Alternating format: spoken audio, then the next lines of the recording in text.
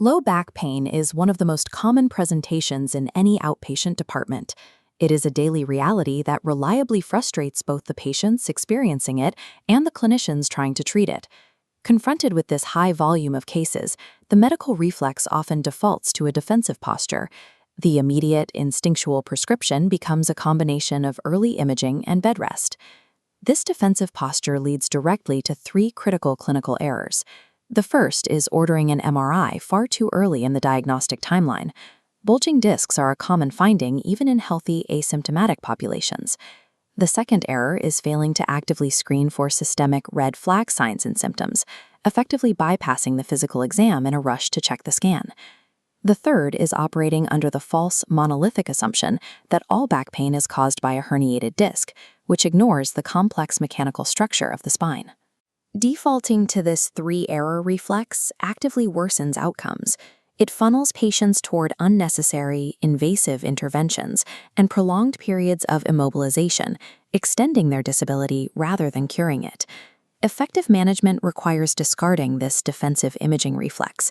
The alternative is a strict reliance on biomechanical triage.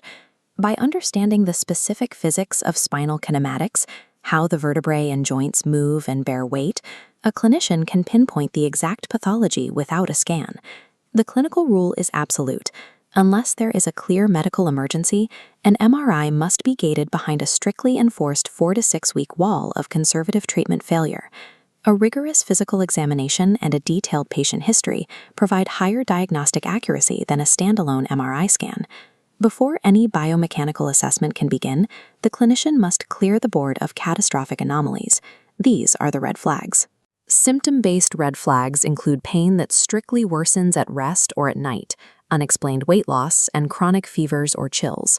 On physical examination, sign-based red flags include focal tenderness localized precisely over the midline spine, patients over 70 years of age, and any sudden onset of bowel or bladder incontinence. These specific indicators point toward life-threatening underlying pathologies. Night sweats and fever suggest osteomyelitis, an infection of the bone, or if flags are present, the clinical response is immediate. The clinician must order inflammatory blood markers like ESR and CRP and escalate straight to an emergency MRI. Missing a single red flag turns a highly manageable mechanical issue into a life-altering morbidity. Aggressive, upfront filtering is the absolute first step in the triage algorithm. Once systemic dangers are ruled out, we analyze non-specific, mechanical back pain using the foundational unit of spinal movement, 2 adjacent vertebrae, the intervertebral disc between them, and the facet joints at the rear. Degenerative disc disease is a primary cause of gradual, middle-aged back pain. When a patient bends forward into flexion, increased downward pressure compresses the anterior, or front, portion of that intervertebral disc.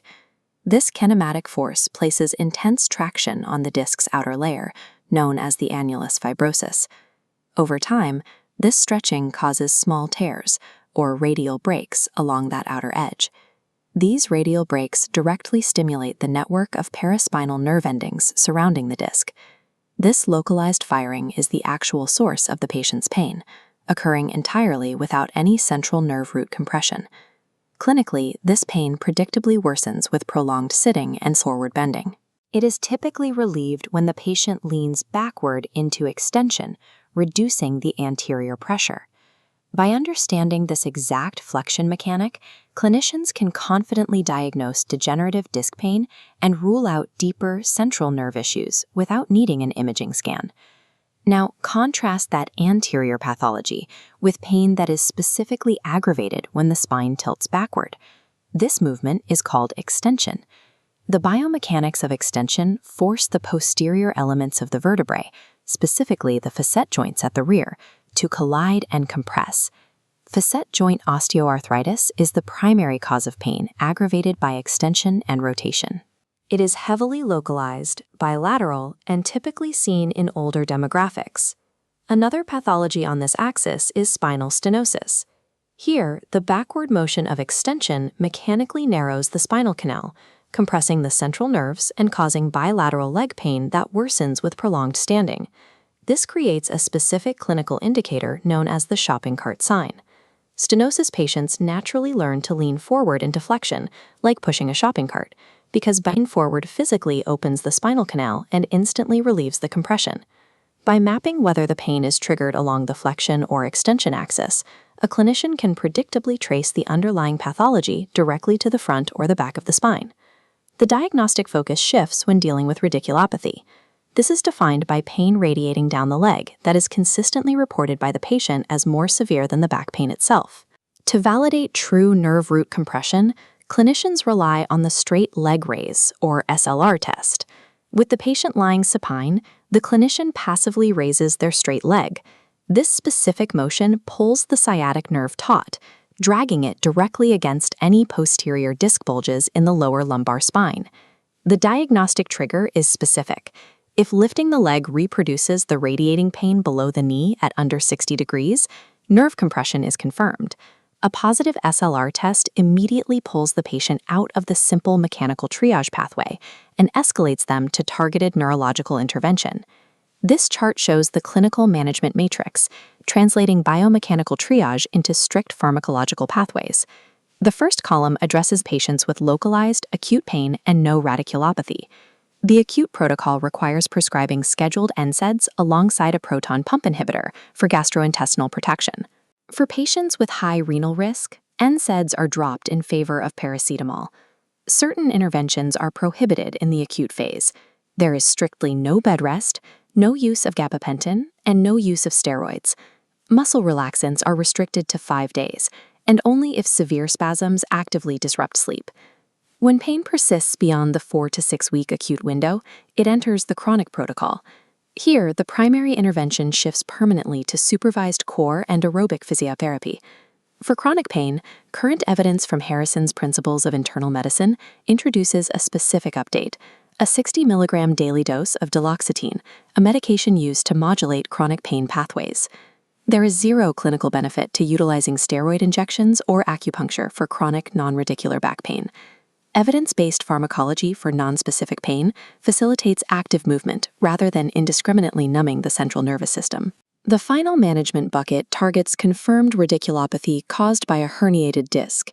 The pain from a herniation results from both mechanical compression and a concentrated chemical response at the site of the injury. As the disc ruptures, the material releases a wash of inflammatory signaling proteins, specifically interleukins and cytokines, directly onto the nerve root.